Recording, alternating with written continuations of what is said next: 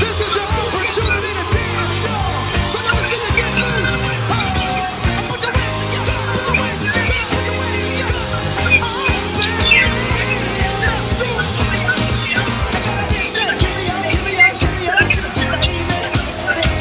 Said I gotta tell you a little something about yourself.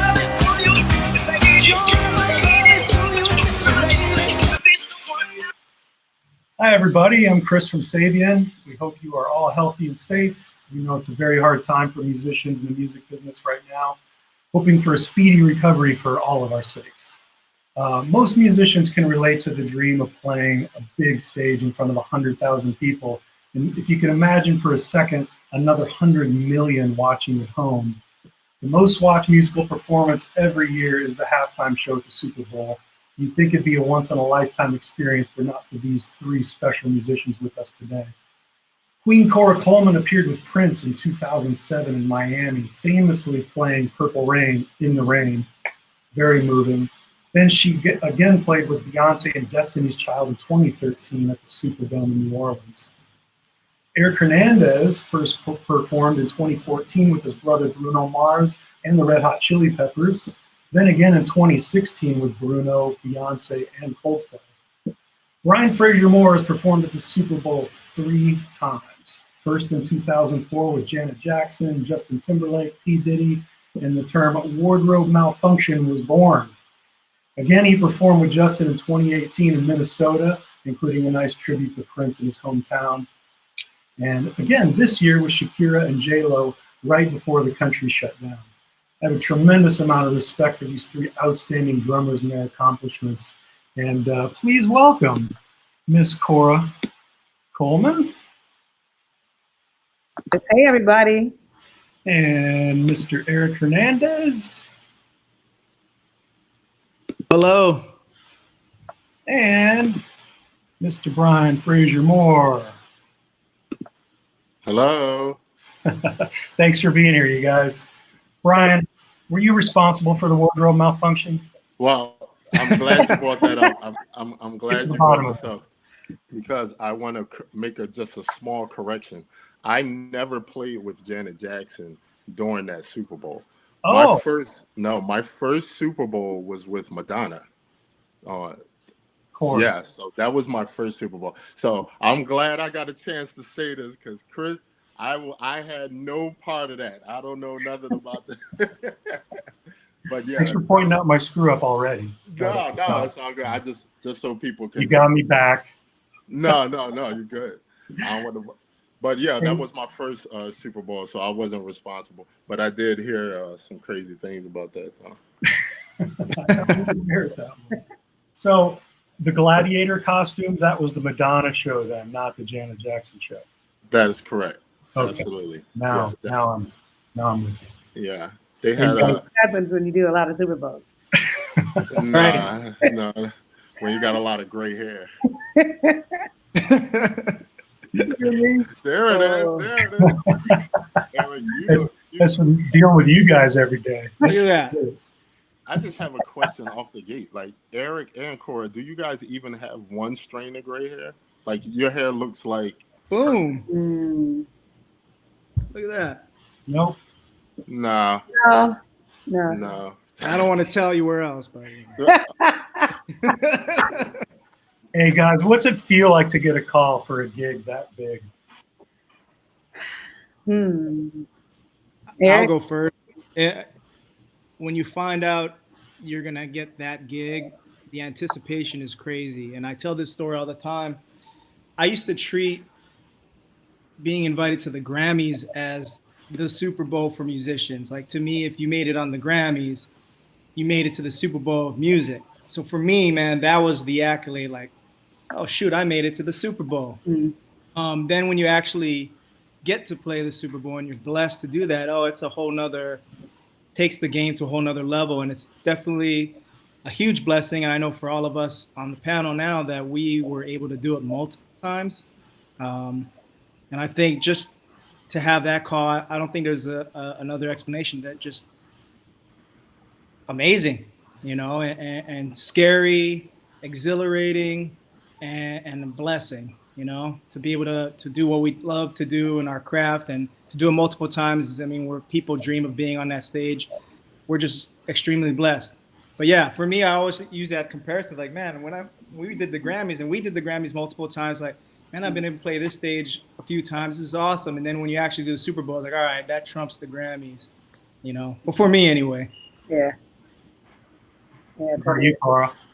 Well, it's interesting. It's like when you think about getting the call, like with people that we've worked with, these are ensembles that we were part of, which is different from, hey, can you play the Super Bowl? Like, it's not necessarily that call.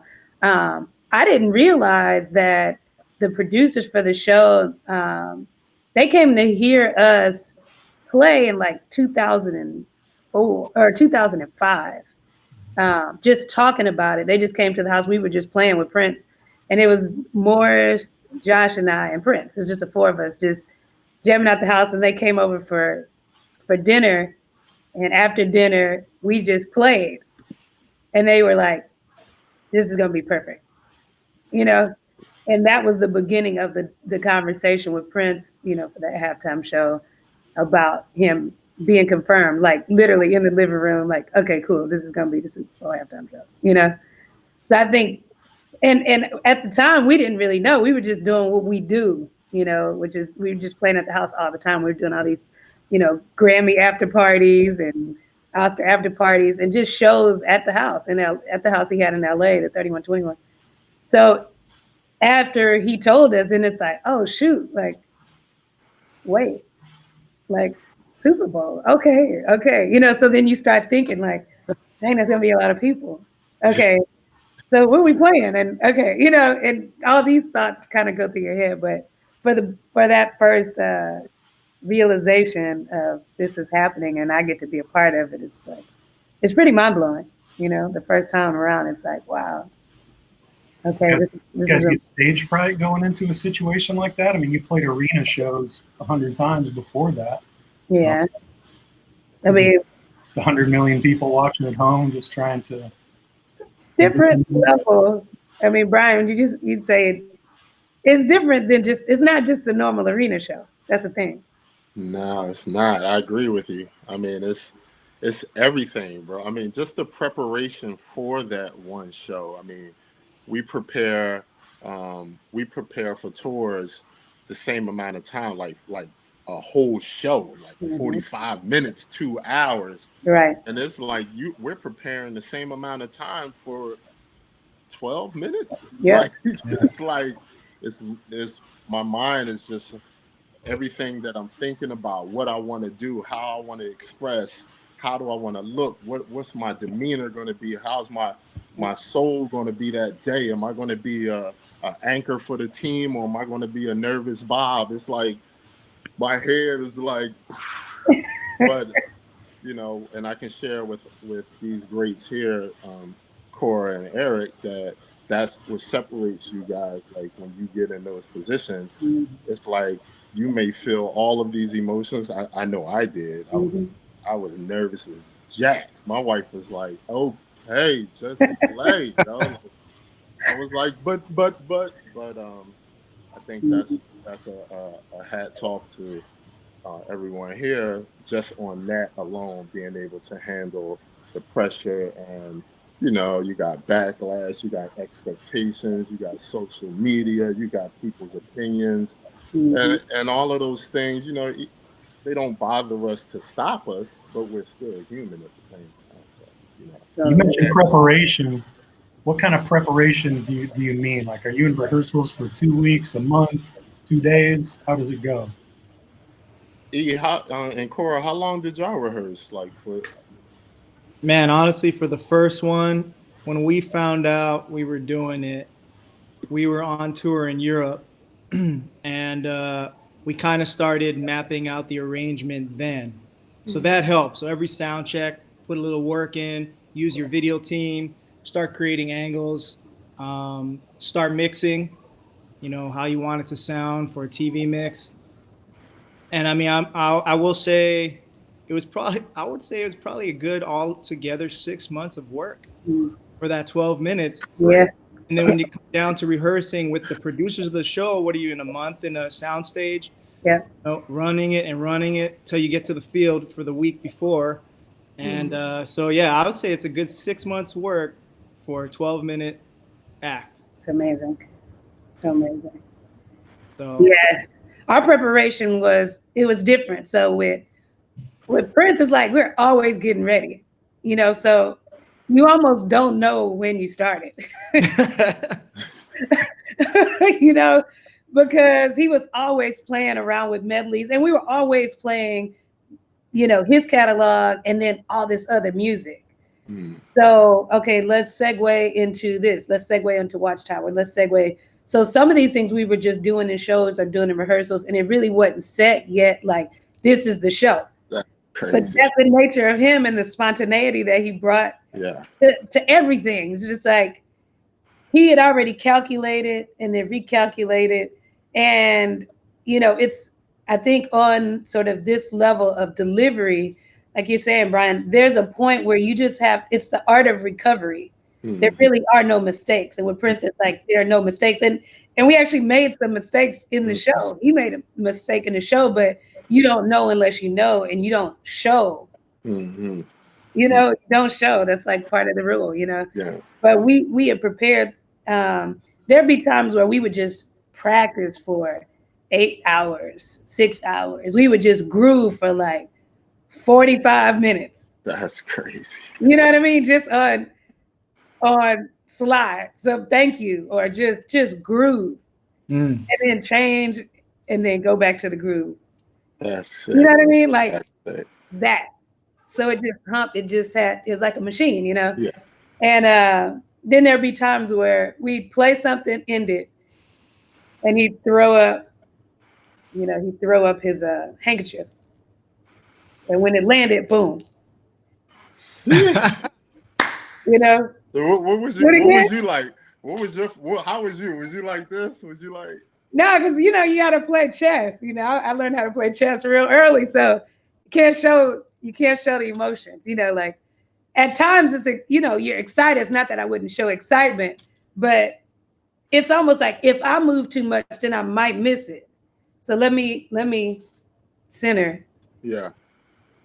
Boom. Like there it is. You know what I mean? Yeah. So there's a, like, we sit on the throne that's different from everybody else on the bandstand. Because as excited as we could be, like you said, am I going to be the anchor or am I going to be all over the place? And at one point, you get to the point where you just have to decide that you're going to be the anchor. And there's a lot of stability and a lot of focus and a lot of knowingness, even when it's like, that's not the right part, right? But let me set that on the other side of the beat or whatever. Like there's just this center that you have to have. So with him, I learned how to hone in on that even more. Yeah. Because, Kiss can start like that. Because I was playing a sample on my SPDS. That's the cue. Yeah. It's not like 2, 3, no. Boom. Yeah. Yeah. So it was kind of, this preparation was like always Minneapolis. Totally. Absolutely. Yeah. And with B, I think it was just more moving parts. Sorry. With B, there were 100 dancers, there's a lot of production, just the time that she spent, with the video, the choreography on the floor and the expansion of the video floor, that was just weeks at a time, of just working on that. So with him having basically 8 of us on the stage versus all the production and presets that go with working with B, definitely different approach. Which Eric, you know that too. I got to see that. Yeah. Because we're kind of like that, your Prince vibe. We had that, us guys. Yeah. First one together, and then now we did the next one with included Beyonce's camp. But yeah, we got to watch the way she works, and it's just like you described. So you had these 2 different moving machines that had to mesh together, and one's a huge machine that has so many moving parts, like you said, and it was pretty cool. But it all worked out, Yeah, y'all. It was killing. It was awesome. I mean, all of them have been great. But Brian, we haven't heard how you prep, man, because you're the man. Yeah. I prep just like y'all, you know, for the situation, you know. Um, Super Bowl, that's like the summertime cookout where you want to put out all your best. You know what I mean? Like you want to put out your best everything. I know Cora, she be going through. I want this type of drums. Eric got 24 karat gold on his drums and Yeah. everything. You know what I'm saying? So it's like you just look at everybody that's done it, and you pay attention. You like, okay, this is an opportunity, just on that side, to be able to show my creativity with my setups, with my gear, with my cymbals, with my drum heads, with whatever. And then you get a chance to put it together where if you want to do electronics, how you want your drums to sound. And then the good thing about the long rehearsals is that you actually get to sit into it and become comfortable with it instead of playing it like it's the first time. Like you done played it so many times, you're just like, all right, let's just hurry up and do it now. But so I think prep for it is a lot of that. Your gear. Prep for it is a lot of mental. Mental, I'm telling you, man, for me, and maybe it's just me, but mentally was a real trip on where you had to step. When you start looking back at the people that have done this show and versus the people who may not have had an opportunity to do the show, it kind of puts a different twist in it. Not like, oh, I'm the man or nothing like that, but kind of like, oh, I got a responsibility. Like, whoa, okay, like it's on this level. So mental preparation, physical preparation, emotional preparation. If I'm gonna be on this stage and 100 million people are watching, I want to damn near pass out by the time I finish the show. Yeah, I'm gonna give my all. So I guess in a nutshell, it was just all of the accolades of being a human prep. You know what I'm saying, for the Super Bowl. When you say mental prep, like, because I think a lot of times in the drum world and music world, like it's obvious when we talk about like practicing or rehearsing, but I think sometimes we miss the mindset. Like, what does that look like for you guys? Like, what does that look like when you talk about mental preparation? You know what I mean? For me personally, it's like to me, I have more than two components, but two of my stronger components is my mental and my physical, and whatever else those lines go out to. So my mental, you ever notice when you mad, you have an argument with your wife or something like that, you get on the drums, you either can't click, it ain't clicking, or you either doing way too much and it don't make sense, right? So one of the